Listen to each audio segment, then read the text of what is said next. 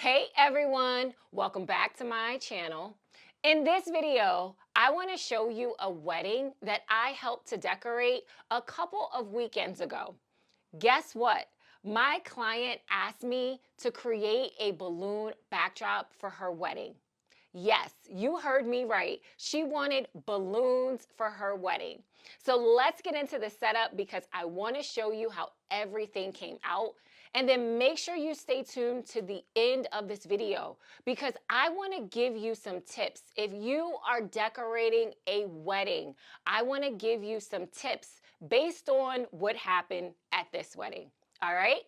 So let's get started.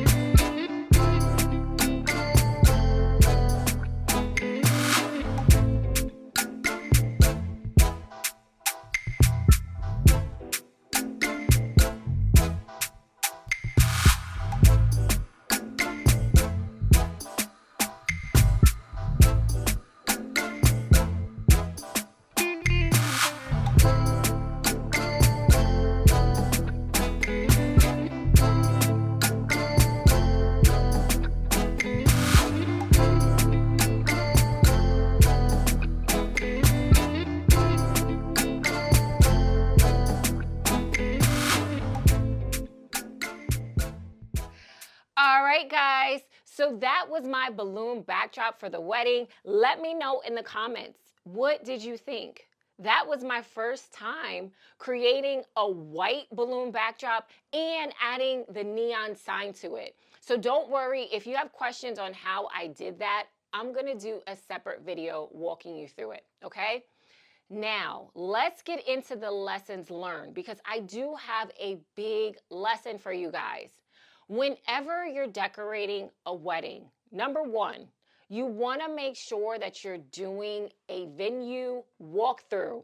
So you want to make sure that when someone is hiring you to decorate the event, to decorate their wedding, you want to go to the event location with the client and you want to walk through it together, okay? So, yeah, you want to make sure that you're doing that before the event. Number two, you want to make sure that you are creating a floor layout before the day of your event. So you don't want to show up on the day of your wedding and have to figure out where the tables are going to go, where the chairs are going to go, where's the DJ going to go, where's the bar going to go, right?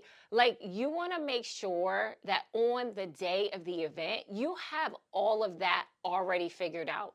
That's the reason why it is so important to go to the event venue and do a walkthrough. When you're walking through everything, make sure that you're creating the layout at that time. Trust me, I know you may think that you have a lot of setup time on the day of. You may have like 4 or 5 hours of setup time, but that is going to go by in the blink of an eye. There's always something that comes up on the day of the event. There's always something that goes wrong on the day of the event. And honestly, it seems like time goes in fast forward mode. Like, time speeds up when you are setting up an event. So the last thing that you want to do is have to show up and figure out where everything goes. All right, so those were my 2 lessons for now. Stay tuned for my next video because I'm going to walk through all of the steps that you should take when you're planning an event. I just realized that I don't have a video like that on my channel, and I feel like the information is needed for all of my DIY brides, for everybody who may not want to hire a planner or may not be able to afford to hire a planner or a coordinator. I want to make a video so that you have a checklist so that you are prepared before the day of your event, okay? Last but not least, if you have any questions on any of the materials that I use, make sure you check the description of this video. If you want, I have classes that are starting this month. If you are interested in starting your own event decorating business, I have a class that's starting on March 20th, okay? So make sure you check the links in the description, head over to my website and sign up. If you have any other questions, please let me know, and I'll see you in my next video.